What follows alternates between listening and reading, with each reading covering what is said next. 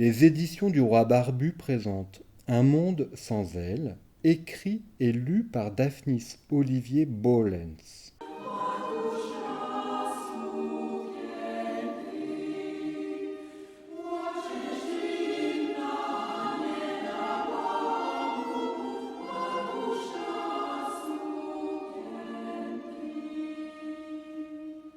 À présent, il serait comme eux, ou presque, comme ces oiseaux qu'il contemplait à travers ses jumelles depuis si longtemps.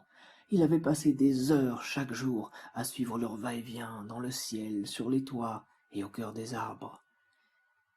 À un moment donné, ils avaient eu remarqué l'intérêt que leur portait l'enfant, car ils avaient commencé à l'observer lui aussi, se posant bientôt sur le rebord de sa fenêtre.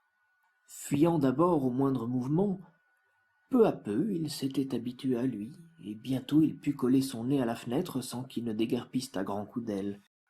Les oiseaux se frottaient même à lui, ou du moins roucoulaient tout contre cette vitre qui les séparait. Il s'était mis à leur parler, et aujourd'hui ils en savaient davantage sur ce qu'ils ressentaient que ses propres parents. Ceux-ci avaient été surpris d'ailleurs en lisant la lettre très poétique qu'il avait écrite à l'homme en rouge sur son traîneau, qui parlait de liberté et de cosmos en évoquant les oiseaux. Ils avaient décidé de ne pas contrer les souhaits de l'enfant. Ainsi, au soir du 24, il était là. Le Père Noël est en avance cette année, dirait-on, sourit le père. Le paquet s'avérait disproportionné par rapport aux autres qui s'agglutinaient au pied du sapin tels de petits animaux s'abritant de la pluie sous les bras épineux. Il avait fallu un rouleau entier de ruban doré pour parvenir à en faire le tour jusqu'à ce nœud si large qu'il s'apparentait à de grandes oreilles. Pour prolonger la magie de l'instant, Lucas défit le nœud avec une délicatesse d'orfèvre. « Alors, elles te plaisent ?» demanda la mère. « Elles sont magnifiques, » dit l'enfant, les yeux pleins d'étoiles. Les ailes étaient plus vraies que nature, aussi factices fussent-elles. Elles se constituaient de plumes blanches artificielles, attachées par du fil de fer à un harnais en caoutchouc rigide qui se fixait en bandoulière à la manière d'un parachute. Il ne se fit pas prier pour enfiler son déguisement. 3 heures plus tard, sans s'en rendre compte, Lucas s'était assoupi. Éprouvant l'inconfort inavoué de ses ailes et tentant de s'en accommoder pour s'allonger sur son lit, il s'était évadé dans ses pensées, et les pensées s'étaient imperceptiblement transformées en rêves qu'il avait ravis dans l'abîme de l'inconscience. Les feux d'artifice le réveillèrent en sursaut au premier coup de minuit. Lucas se redressa et se hissa hors du lit pour aller contempler le spectacle à la fenêtre. Il prit ses jumelles pour voir de plus près les explosions de lumière multicolores. Mais rapidement, son attention fut retenue par autre chose. Les oiseaux qui s'étaient installés dans des interstices de la charpente d'un toit voisin paraissaient paniqués. L'un d'eux, pour se protéger, s'était faufilé plus en profondeur dans la structure boisée, pour se retrouver coincé entre 2 planches. Mais le drame ne s'arrêta pas là. Soudain, une fusée projetée dans les airs dévia de sa trajectoire pour venir exploser dans le toit en question. Une flamme ne tarda pas à apparaître à la suite d'une immense gerbe d'étoiles vertes qui tomba en s'étiolant jusqu'au trottoir. N'écoutant que son courage, Lucas sortit de sa chambre. Ses parents regardaient un film dans le salon, ignorant tout de ce qui se passait à l'extérieur.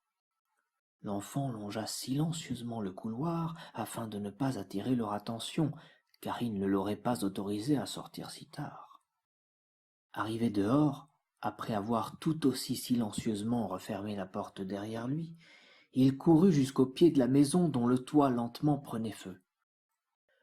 Le long de la façade courait un lacis de lierre dont la matrice, au fil des ans, s'était épaissie pour acquérir le caractère massif d'un tronc.